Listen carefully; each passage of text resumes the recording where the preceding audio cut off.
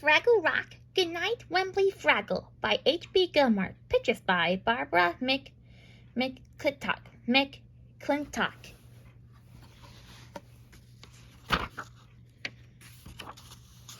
Gobbo, are you awake? Gobbo opened one eye sleepily. There was an eye staring back at him. Gobbo opened his other eye.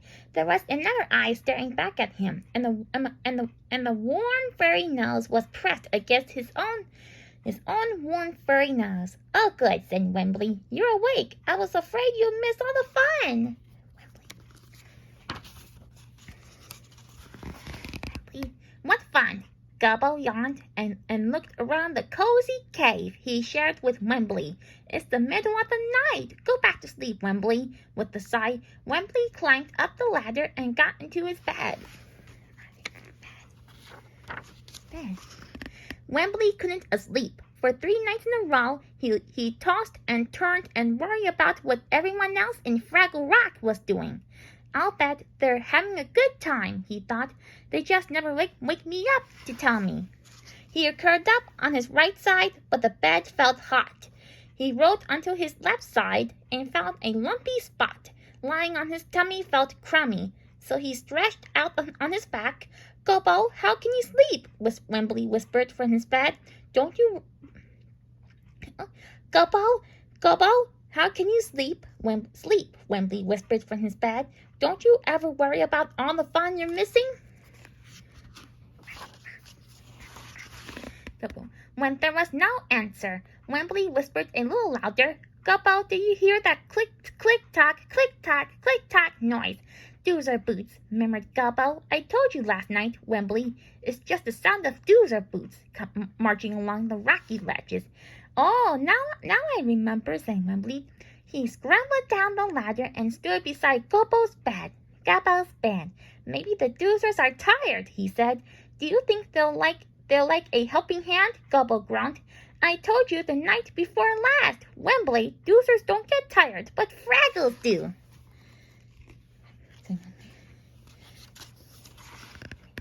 "Oh," said Wembley with a sigh.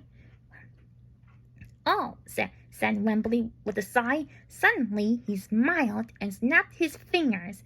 Then Booper must be tired," he said. "I'll go help him do the laundry right now." Gobbo sat up. "Wembley," he began, but then he yawned. But by the time he had finished yawning, Wembley was gone. Gobbo rubbed his eyes with his fists. Then he stretched and sighed and scratched his head. Then he fell over backward right into his bed. Are you going for a trip with your Uncle Traveling Matt?" Red asked when she and Mookie saw Gobbo the next morning. "No," said Gobbo, yawning. "Why do you ask?" Red giggled. "Because the bags under your eyes look like they're packed." "I wish I could pack my bags," Gobbo said glumly. "I haven't gotten a full night's sleep since Wembley started staying awake all night." Gobbo, Mookie, "Wembley, then it really was him!" Mookie exclaimed. The night before last, he woke us to ask if we'd like to go for a midnight swim. I thought I was dreaming," said Red. "You?" grumbled Boober, joining them at the Fraggle Pond. "He banged on my door last night." "Boober, what's wrong with your hat?" Mookie asked. Boober's old brown cap had taken on an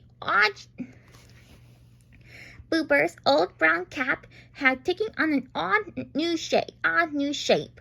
My hat is fine, but my head's not." Boober lifted his cap to reveal a great big lump. "And it's all Wembley's fault," he said. "Wembley hit you on the head," gasped Red. He said.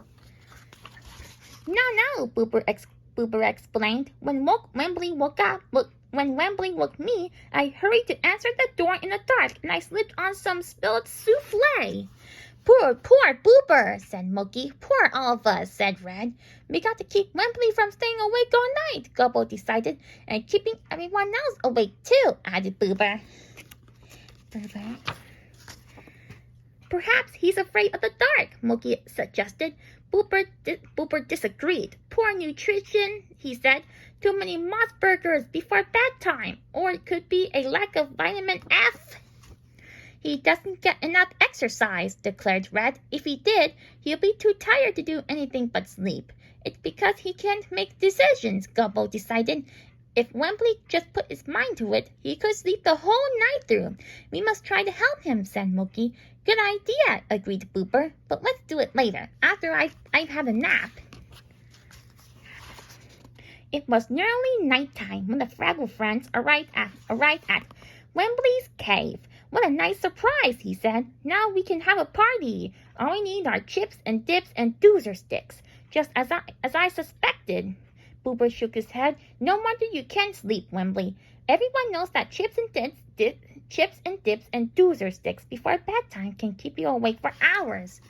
Booper pulled a jar of purpleberry juice from his knapsack. 2 sips of this, he said, and you'll be fast asleep in no time. Nothing to be afraid of, Wembley. Just watch me. Booper drank 2 great gulps of purpleberry juice. Then he yawned and stretched and sighed and said, See? Wembley had to agree. Booper didn't look very sleepy. Booper. I've got an idea that's much more fun, said Red. You run up and down the ladder to your bed, and you wiggle your nose every time you climb up, and you touch your toes every time you climb down. Here, watch me. I'll show you what I mean. Up the ladder, Red scampered. At the top, she wiggled her nose. Then down she came and touched her toes. Then up again and down, and then Red yawned and stretched and sighed and said, You see, I'm already sleepy. I found nothing as soothing for sleep as a little night music. I found nothing as soothing for sleep as a little night music, said Mookie. So this afternoon at Inspiration Cave, I composed a lullaby especially for you, Wembley. When I sing it, you will relax completely. You will close your weary eyes and rest, and you will think the words and music are fabulous. Mookie started to sing her brand new lullaby. It began, Go to sleep, Wembley, sweet, sweet. Take a load off your feet. By the time she got to the part that went, All your friends want to do is to get some sleep, too. Mookie's eyes were closed. You see, she whispered. Then she yawned and stretched. There's nothing like a lullaby to put a Fraggle to sleep. Wembley looked around. Booper and Red and Mookie are nearly fast asleep, he whispered to Gubbo. They're going to miss all the fun. What fun? Asked Gubbo. Why, all the fun that goes on in Fraggle Rock at night, Wembley explained. Is that why you've been staying awake all night, Gubbo? Is that why you've been staying awake all night? Gubbo asked. Wembley, every Fraggle in Fraggle Rock goes to sleep at night. Everyone? Asked Wembley. Everyone but you, Gubble sighed. I guess I can go to sleep now, Wembley said. If I still remember how. It's easy, Wembley, said Gubble. All it really takes is a simple decision. You say to yourself, it's bedtime. It's boring. There's nothing to do now. I think I'll go to sleep. Then you close your eyes. Watch me. I'll show you how to do it. Gubble climbed into his bed and closed his eyes. He said to himself, it's bedtime. It's boring. The next thing Wembley knew, Gubble was snoring. For 3 nights in a row, Wembley had wondered what he was missing when he slept. For 3 nights in a row, Wembley had wondered what he was missing when he slept. He'd been sure all his friends were wide awake and having fun. Now he knew he wasn't missing anything. All his best friends went to sleep too, except for Gobble's snoring and the click-tock of doozer boots marching along the rocky ledges. The night seemed very still, and the cave seemed very cozy. Wembley took two sips of Boober's purpleberry juice. Then he climbed up and down his ladder, just as Red had shown him. Then he hummed a few lines of the lullaby Mookie had written especially for him. And finally, surrounded by his sleeping friends, he crawled happily into his bed and closed his eyes. So, it's bedtime, Wembley said. And it really is boring, being awake. When your best friends are asleep, there's no fun to miss. There's nothing to do. So thanks and good night to Boober and Red and Mookie and Gubbo and Wembley. He added, good night to you too. Fraggle Rock.